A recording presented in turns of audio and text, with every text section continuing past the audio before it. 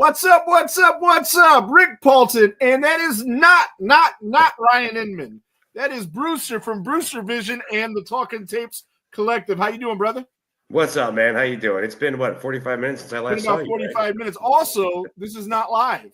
This is not live. We are in the future. It's currently Thursday at 7 p.m. as you guys are watching this, but it's not because we're in the past, but we'll be in the future. Because this is not live, because I am actually on my way to Philadelphia right now to see Pantera and Metallica.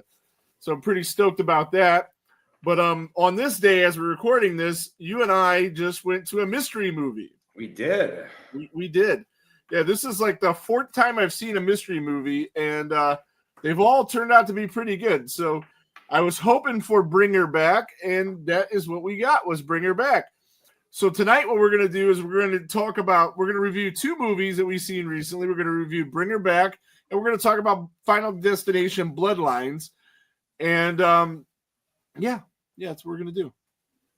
So let's, Spoiler-free, of course. Spoiler-free as much as we can.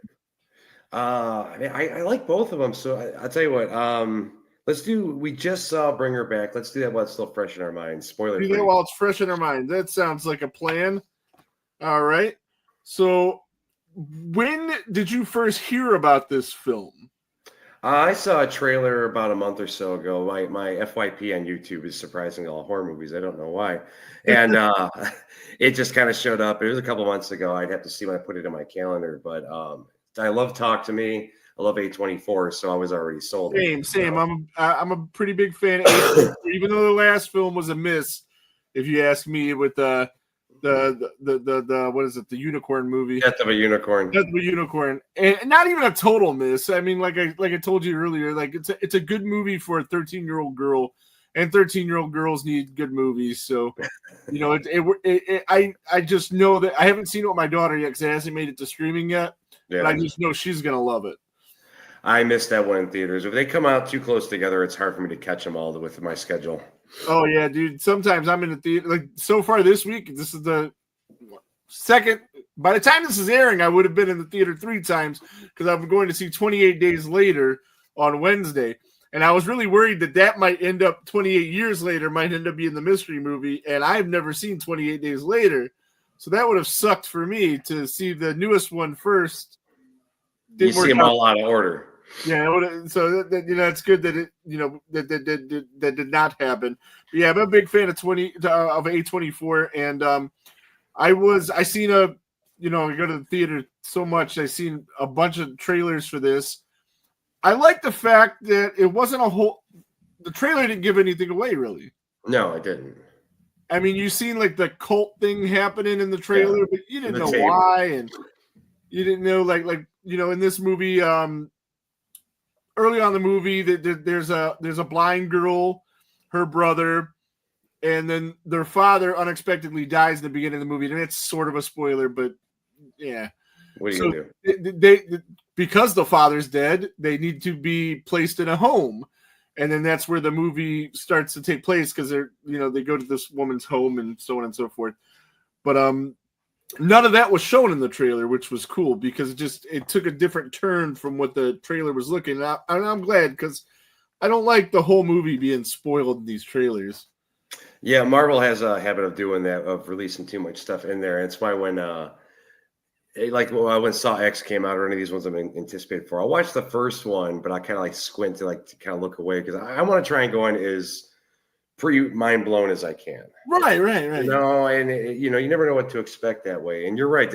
It showed some essence of or some clips of the grainy videotape, which is explained in the movie. And, you obviously with the title, you know what you're getting into or what the part of the premise is, but there really wasn't a whole lot to it. It just looked like some creepy shit along the lines of Talk to Me, which we fucking got. Right. And I was cool with that because I like Talk to Me a whole bunch. Yeah. I think they're making really creepy shit. It was cool. Talk to Me was one of the more scary movies that I've seen recently. So it's hard when you've been exposed to all the stuff we have. It's kind of hard to get that kind of experience at a movie. Yeah, you're not wrong. Fucking Talk to Me and this one, Bring Her Back, remind me of the first time I saw Ari Aster's Hereditary. Like it's stuck. that. You never seen this? No, You got to see that. I know I do. And, because there was a big gap where I didn't watch anything, and that was, I think that was in there. And that stuck with me for a few days. As they talk to me, and I have a feeling this one will too, because anyone who knows me, like I'm self-admitted, Michael Bay syndrome. I like to see shit blown up quick. I want to see. We'll talk about that with the next movie. Exactly. But I can appreciate a slow burn. Is like we all agree. This was a slow burn, man. There was a time in this movie I'm thinking like, Jesus Christ. I knew something was going to happen though. It's A24. It's the guys who did talk to me, and this is a good example of a slow burn because it keeps you invested until something happens. As long as I care about the characters, it really started to happen. Once something happened, it really started going. Hereditary was the same way. It was like an hour before something, but once it did, you're like, son, they keep you. You got to keep engaged or keep interested until something happens. If you want a slow burn, But if you're just sitting there, like, just fucking do something already, And this one, you didn't know what was going on because the main lady who adopts him, she actually reminded me of modern day Lily Tomlin. I don't know why. Oh yeah, I can see that. But you were interested in watching her. You were wondering what her end game was. Again, avoiding spoilers.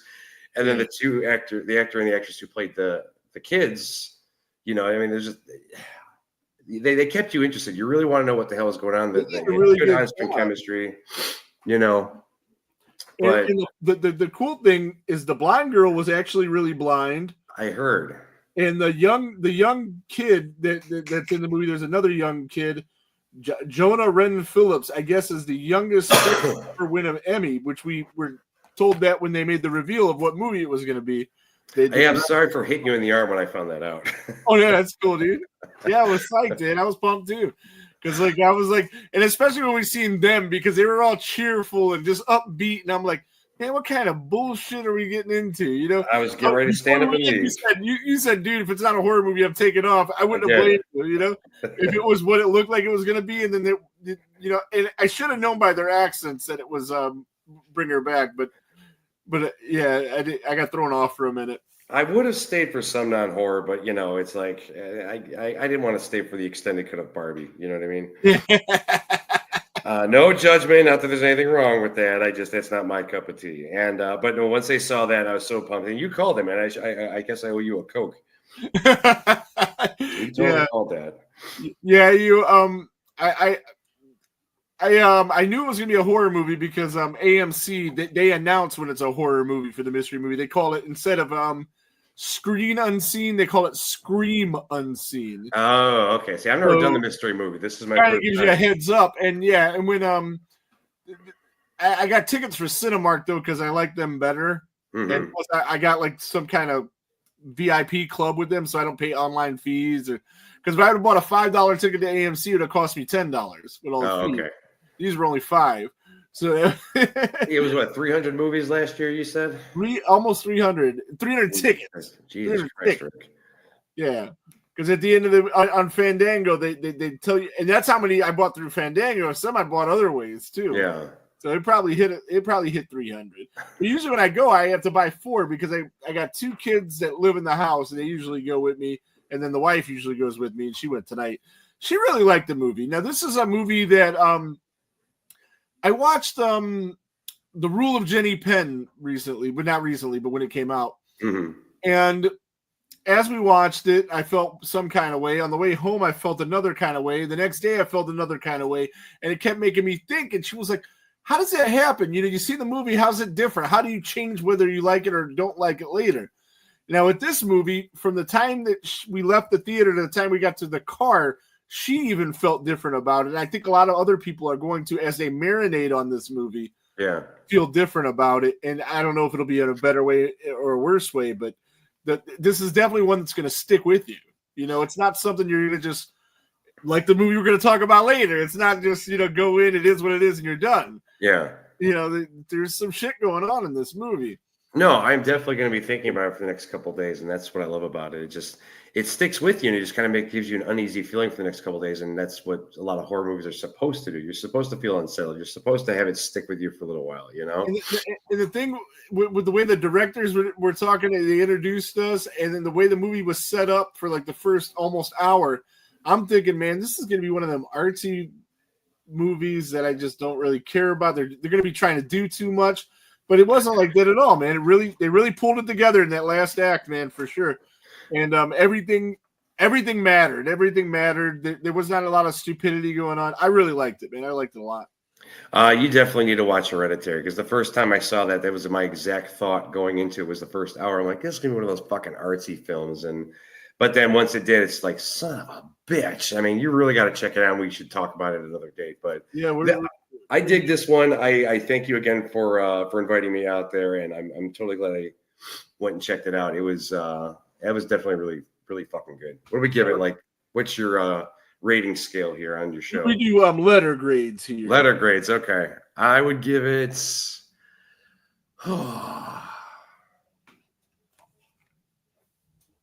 I'm going to give it a B. A B. Okay. I'm going to give it a B just because I do appreciate the art stuff or whatever. It's not my go-to for horror. I do appreciate it though. But I guess I take points away because it did get kind of confusing. Avoiding spoilers, but the stuff we talked about after the movie, it did kind of, which I guess is good at the same time because it's a movie that makes you think. I can't grade it right now. I'll come back to you on that one. You can always change your grade later. All right, I'm going to change my grade later because now I'm already in that thought process of what I'm going to be probably texting you about the next couple of days. Yeah. No, for me, for this movie, man, I don't know, man. Like, I'm so close to an A, to be honest with you. I'm going to go B plus, though. I'm going to give it a notch down from an A. It's really close. I don't know what was missing to make it not an A. Maybe, like I said, maybe after I sit and think about it a little bit more, because again, with like the rule of Jenny Penn, like the more I thought about that movie, the more I liked it every day that went by. And I think that this is going to do have a similar effect. Yeah, now that I'm thinking about like the gore scenes in there, it's like it's the goriest movie of the year. It is the absolute goriest movie. And why did we talk about it? Good thing you brought that up.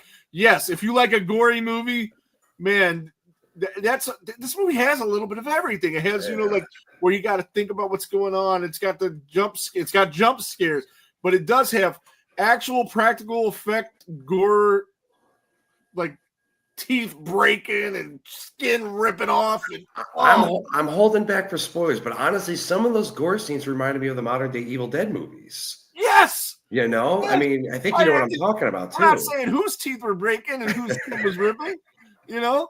If that's your thing, this is what you're gonna want. You're gonna want to go watch this movie, dude.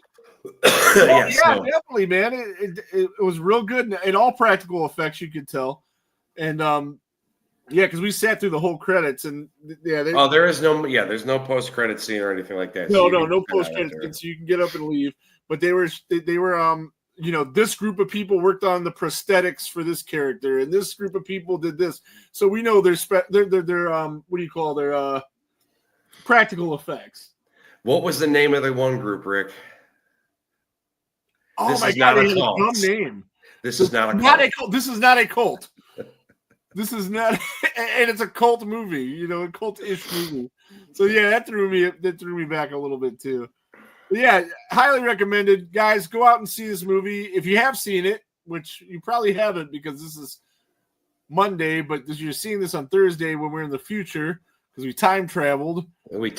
So they'll have another, if they watch it on the 22nd. It comes out on the 30th. They'll have another week after this review's posted on Thursday. So you won't be able to comment on anything about the movie in the comments, but yeah, definitely go check it out and then let us know in the next Thursday that we're on what you thought about it. But also this week, you and I both went separately for this one, but we both went and seen Final Destination Bloodlines, the latest in that franchise. Yes. And what do you think about the Final Destination franchise as a whole? Are you a fan of that? Oh, yeah. I've seen every one of them. I own about half of them. I love them. You love them? I do. Okay. See, for me, I don't know if I like them. I don't know how I feel about them. I know the first one I really liked because it was like new. We never did anything like that. And what I kind of do like about these is they're mindless. It doesn't matter. Right. The characters don't mean a fuck. People get killed crazy ways. Shit blows up. Yeah. And everybody's happy at the end of it. Michael Bay syndrome. Michael Bay, absolutely. And I recommend that you see, especially this one, in the biggest screen, the loudest screen that you possibly can go to. Oh, it's insane. That opening, because they have to, of course, up the ante with the death premonition scene in the beginning of every movie. Right. And this one, they really do up the shit out of this one. I mean, it was. I've always heard that Ghost Ship is the best intro. Ghost Ship was a good one. Ghost Ship was a good one. This is better. This is better. When I finally got to see it, which I've seen Ghost Ship for the first time a few months ago. Yeah. A friend of mine was at a flea market, and he's like, "Oh, they got a couple horror movies. They got this, this, and this." And I've been hearing about Ghost Ship like every day at that point. You know, I'm like, grab that. You know, I'll check it out. And it did live up to the hype. It had a great opening scene. This is better. Oh, dude, I are we avoiding spoilers for this? Because most people have probably seen it already at this point. Doesn't matter. It doesn't matter for this one. Yeah, go ahead. If you got to say something, but keep it as as much as you can. I mean, you can get into some shit. It's just insane. I mean, well, all right. We'll say it's on a sky tower. You know, those old school sky needles. Oh yeah. And you really felt like you were this year. I seen on one of those things. What was the other one? Drop. Oh, how was that? I liked it. Was it good? I liked it. It was okay. But you really felt like you were up there. You know, you felt like you were up in the air with them. Oh my God, yeah. Going down. And I didn't even see it in 3D. I mean, that would make sense. But was this available in 3D? It should have been if it's not. I didn't see it in 3D. I didn't see it available in 3D, but I did see it in we have a theater called Phoenix, which they have like the newest screens out of any theaters in Cleveland and the greatest sound system out of any theaters in Cleveland. They have the Dolby Atmos and the seats vibrate from the speakers. It's crazy. But I got to see it that way. I wanted to see it in the 4DX where they jerk the chairs around and shit. We don't have one of those. I gotta check it. Let me know when the next time you see one of those. I want to go with you on that. Yeah, anytime if I ever find one, I will go. We don't have one of those theaters. Let me know. But yeah, man. I guess the setup is it takes place in the 50s in the beginning, and the soundtrack to this fucking amazing. I love the soundtrack because I'm very into all different kinds of music. And since the movie started in the 50s and worked its way up, you got all different types of music. Like, you got and all the music just fits so perfect with everything that was going on. It was just real good stuff. But a guy is taking his girl out for dinner. He wants to propose to her. This restaurant's opening like at the top of the Sky Tower thing. If you ever been to CN Tower in Canada, Toronto, same basic thing with the revolving restaurant at the top. Did theirs revolve or I don't remember. That one I don't recall revolving, no, because they had a music and dance thing going on. Yeah, to the show way up, and he's planning on proposing to her. He had to pull some strings to even get them into this restaurant. It's opening night. It's really fancy restaurant, and shit goes haywire up there, and it's just beautiful. Every bit of it is just amazing. And so the girl obviously then has the premonition about what's going to happen. So she stops everything from happening. And in most of these movies, there's like 5 to 6 people involved that get saved. And those 5 or 6 people go through the movie and try to not die. Mm-hmm. Well, in this movie, she saves a couple hundred people. Yeah. So there's this big old, when you see the woman later, she ends up being a grandma later because she's been beating death for years. There's this big giant family tree, if you will, of all of the people, all the hundreds of people, and then all the people that they begat, so on and so forth. And it just like turns into thousands of people that death is coming for. Because they all weren't supposed to exist because this one person did. Right, yes, because if mom died like she was supposed to, then you're not born. Right. So no wonder Death's so pissed off in the first 4 movies or the first 5 because he's been cleaning this shit up for God knows how many years, Yeah, because this took place first chronologically. And how many of those people had relatives from that incident, you know what I mean? I almost got in spoiler territory there. That one I think we should avoid. Yeah. But it was Carnage Candy. I mean, it's the kills are insane, and even you say it's got the Michael Bay thing, you let your mind go numb. I do care about the characters when watching it. You know what I mean? It wasn't that bad for me. where it's just like, oh, this person's going to die. I really like the characters in this movie, Well, they probably were a little bit more developed than some of the other Final Destination movies, but I think at the end of the day, to me, they were still cannon fodder. Yeah. They didn't. You all know they're going to die anyway, so I get your point. It's like you can't get too attached to them because most of them are going to kick the bucket. Yeah, I liked I liked the guy that worked at the tattoo shop. I liked him. He was good, yeah. Yeah, he was funny. Yeah, I mean that's probably the only one I really cared about, to be honest. I don't know. I like the blonde. I think she was the one because I think she was that guy's sister. So I liked her, but yeah, because it's Bloodlines, it's a family. The mom that should have died had 2 kids, and these are these 2 kids' kids. They had 2 kids, and they had 2 kids. Although it does look like they could end it on this one. Yeah, they could, except for this movie in the first 2 days of existence made like $110 million. Oh yeah, it's not going to be the last one. But without going into spoiler territory, they could always just take it back and say that this particular group happened before this movie happened. You know what I mean? Yeah, they'll figure something out. Yeah, it's like the Saw timelines. They'll make hundreds of millions of dollars, and we'll go see it, and it'll be fantastic. Now, while the other movie that we've seen used a lot of practical effects, just this, like all the other Final Destination movies, mostly CGI, but they've gotten better with it over the years. It actually got me, Jones, to go back and rewatch some of the older ones, and I haven't watched them. I did this last week because I hadn't seen them. Oh, yeah. Oh, wow. I seen the second one. Mm-hmm. Might have seen the third one before, can't remember, but I definitely seen it this week. I seen the fourth one, and I seen 70% of the fifth one. I didn't watch the whole thing. Well, you know how it ends, right? Yeah. No, I do know, actually. Yeah. Okay. The first one. The third one was actually exactly. Yeah, it starts right before the third one. I actually was a guilty pleasure because I like. Which makes me think that I did see that one before because I remember that. Well, if you watched the first one, technically, Yeah. I like the third one because they had these bonus features on the DVD that was like kind of a choose your own adventure type thing. You could watch the movie and we give you 2 options. So you has a theatrical version. But then you could watch it with this option of making 2 choices, and the movie kind of branched off into a different path. Oh, that's cool. I'll have to check that out. But before we forget, because this is one thing I want to make sure we bring up, Tony Todd's last film. Oh, yeah. This was Tony Todd's last film, and man, you could tell he was really battling the cancer at this point. Yeah. He did not look good. And in the movie, his character had cancer.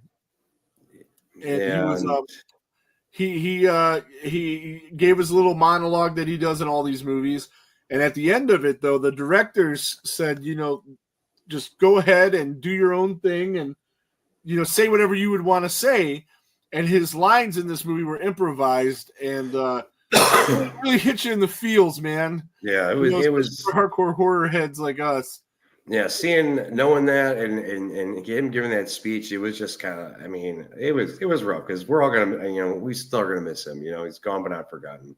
Yeah, my theater was 100% sold out, and as soon as we see him, everybody's clapping, like almost like if you went and seen like one of the new like Spider-Man or Batman movies, and they bring back an old character like in Spider-Man when they first brought back the dude from the Sam Raimi Spider-Man. Oh, Tobey Maguire. Tobey Maguire. As soon as he came on screen, it was like, ah! Yeah.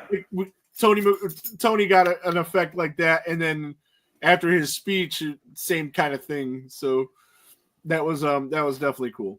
It was rough, but that's definitely one I'll be picking up this year. As we've all discussed, we've had some dudders this year, but that one's on my pickup list, so I got to check when the release date is.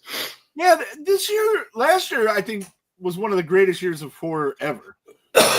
This year, not so much. There's been good movies, but there's been a whole lot of B's and C's and not a whole lot of A's. Yeah, there was definitely a bunch I picked up last year because if I see some in theater, I'll buy anything really, but if there's certain ones that I'm like, I will keep an eye out for that release date. But this year I just haven't cared too much. Yeah, well, yeah, I just started rebuilding my physical media collection after doing this podcast because me and Ryan would want to review a movie, and I'd try to go find it on some app, and it's nowhere. Yeah. Like, Jesus Christ. So then I would have to go out and buy it, and then, sometimes I buy him a copy, flip it to him, so he could watch it. Don't you have that Voodoo or Fandango at home or whatnot? Yeah, I got all that, and yeah, I'll buy stuff on there too.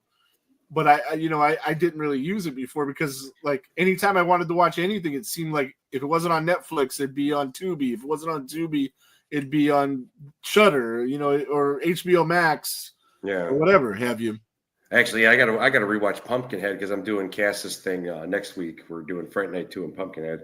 Oh, that's cool. Yeah, I'm going to be recording her show tomorrow, which is 3 days ago. By this time, I've already done it. Although I don't know today what we did then. So maybe it's not next week. Maybe it's 2 or 3 days from now. I don't know, Rick. This time travel is confusing the shit out of me. Dude. Yeah, time travel gets confusing, man.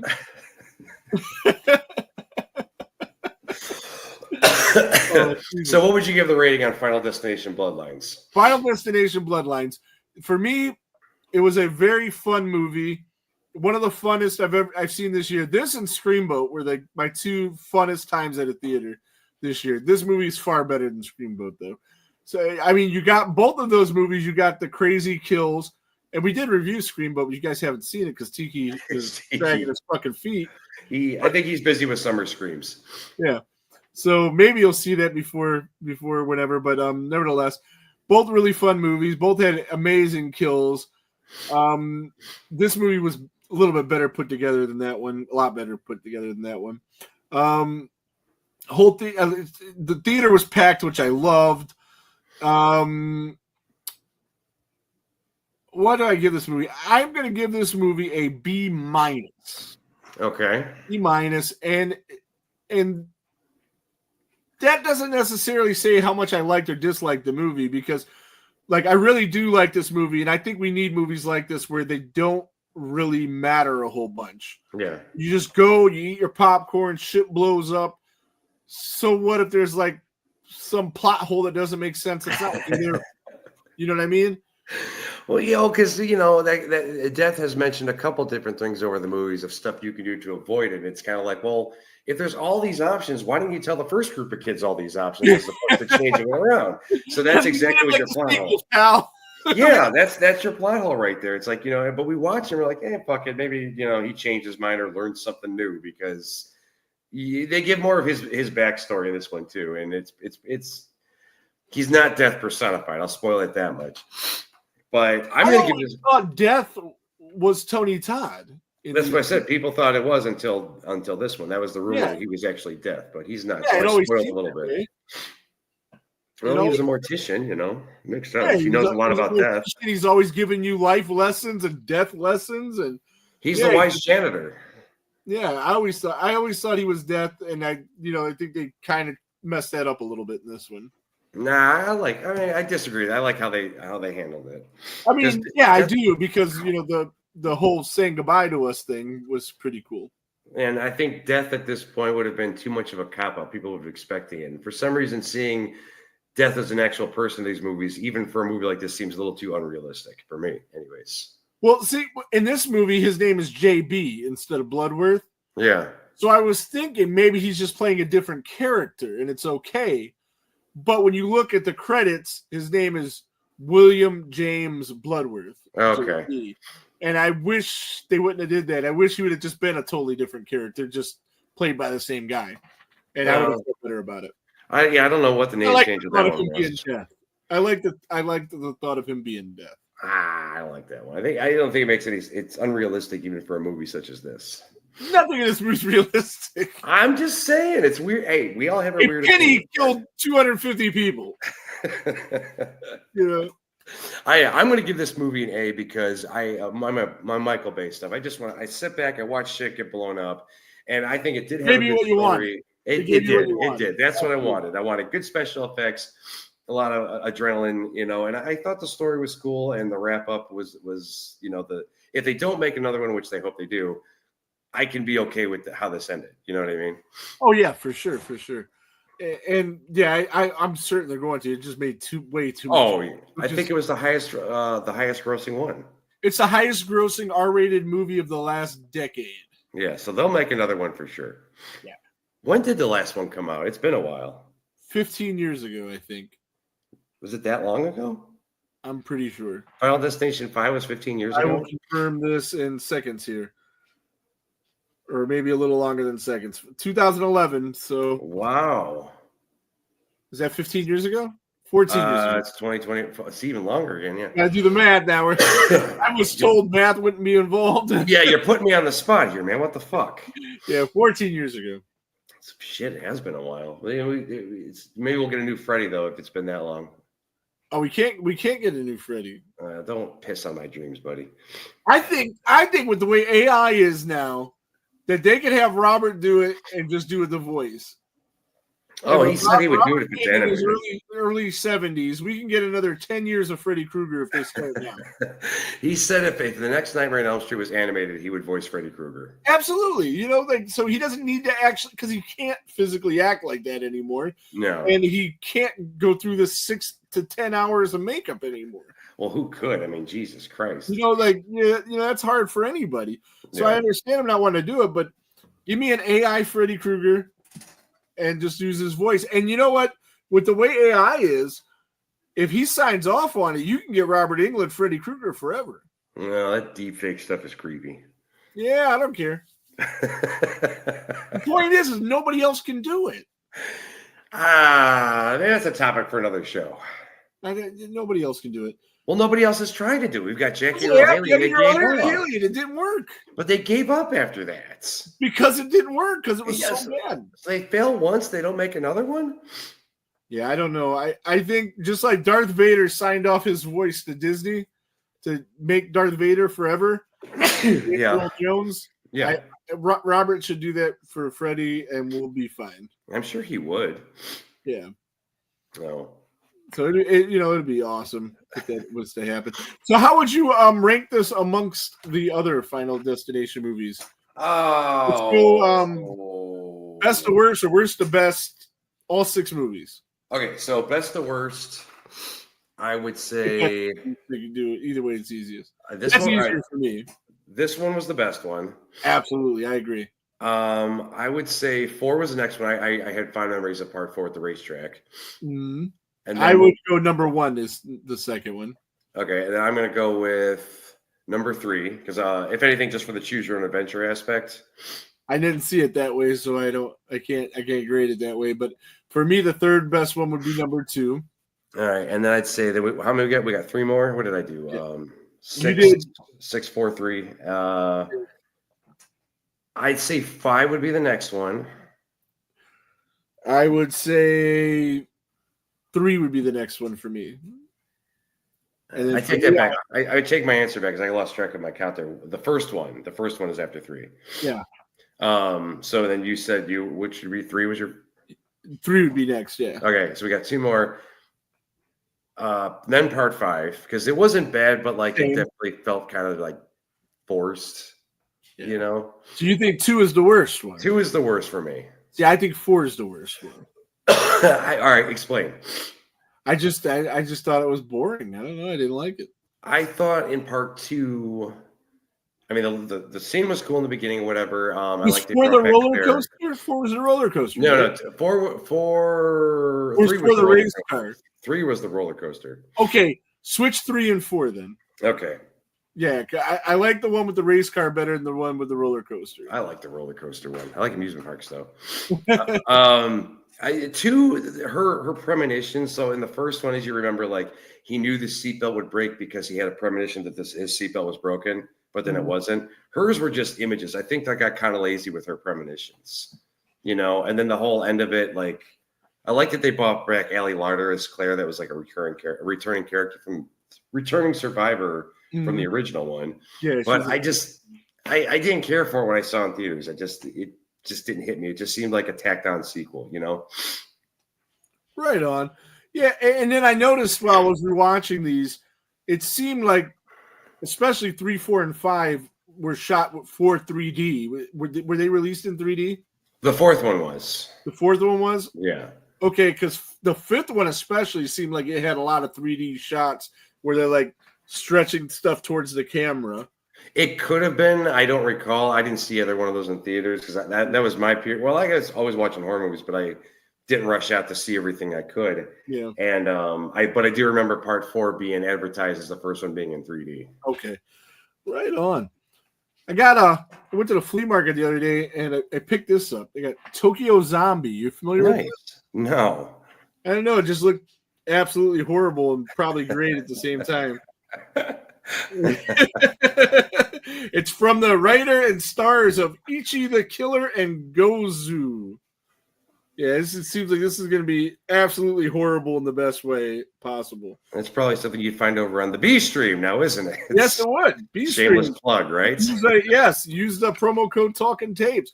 I tried to sign up for that, and there was no place to put a promo code. All right, I'll have to talk to Brad because actually he changed it. I don't know if it's tapes or Talking Tapes, but the code is good for either 50% off a month or a year. So I would, for anybody who is subscribed, to try it out for a month, and then if you like it, then get the year at half off. When I downloaded the app and set up my account, and it's like you can get a 3-day free trial, and then after that, it's going to charge you $7.99. But there was nowhere to put in a promo code. So I will have to talk to Brad. Maybe because of the 3-day free trial, it's kind of I don't know. You might have to sign off on it, cancel it, and then resubscribe. Maybe. I don't know. There was just no place to put a promo code, period. All right, I'll message Brad. But yes, definitely check out the B stream though and support those guys. And check us out on the Talking Tapes page on YouTube and on Facebook.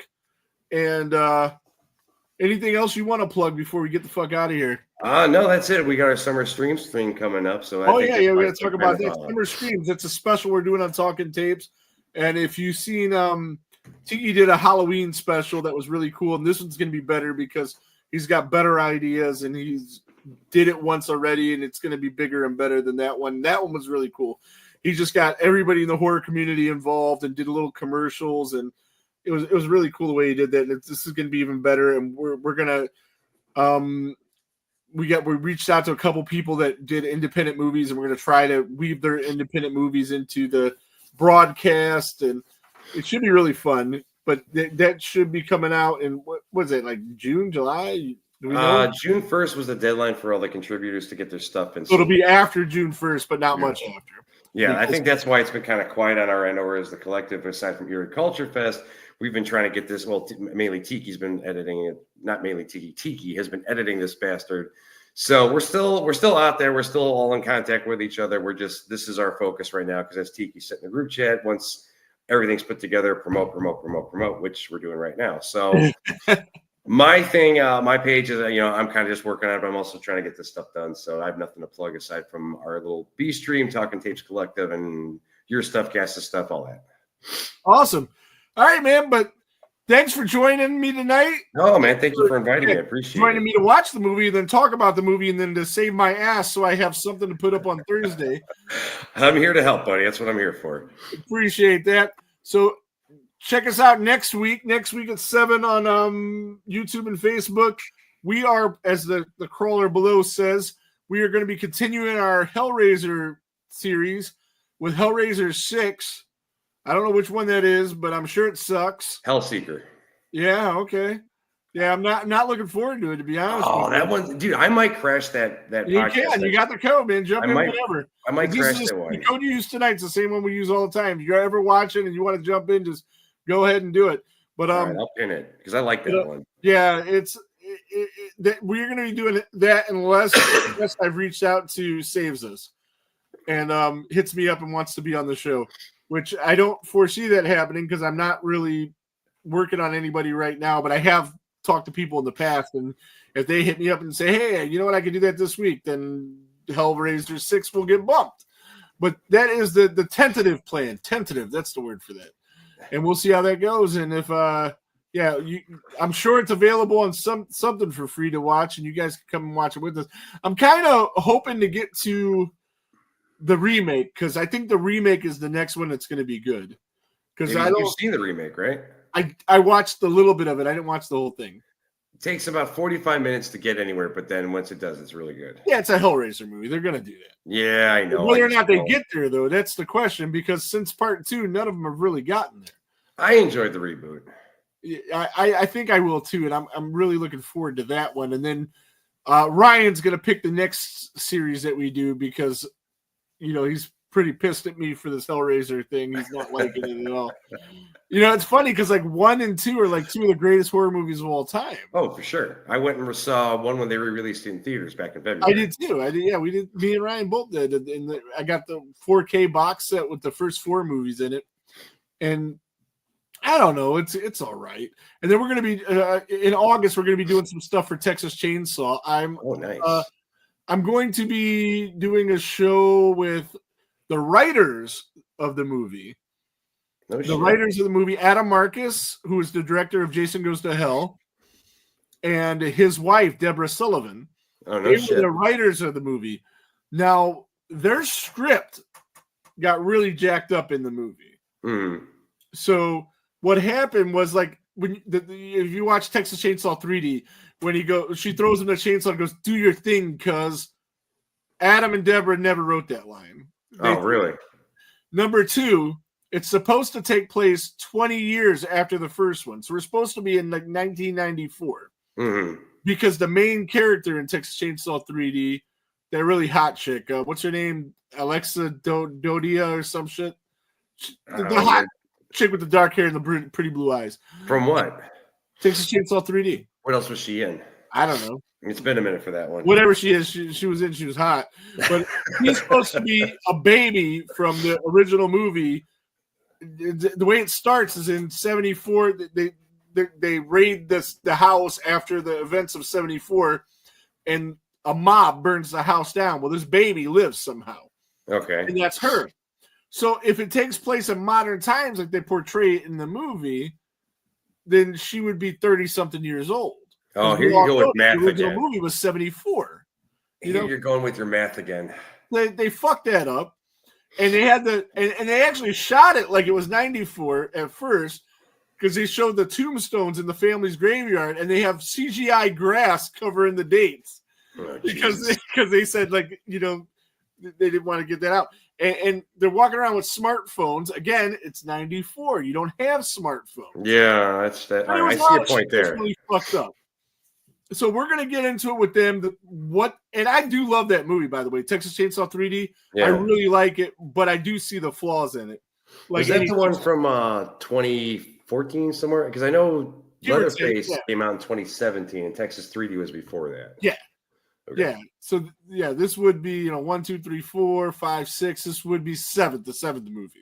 Okay, was this one where he was like her protector or something like that? Yeah. Okay, I know what you're talking about. And in this movie, the thing I like the most about it is you really like Leatherface was the protagonist rather than the antagonist. Yeah. He was the good guy. You really felt sympathy for him, and which is crazy, but it worked. It really worked. And I think that part was Adam and Deborah's idea.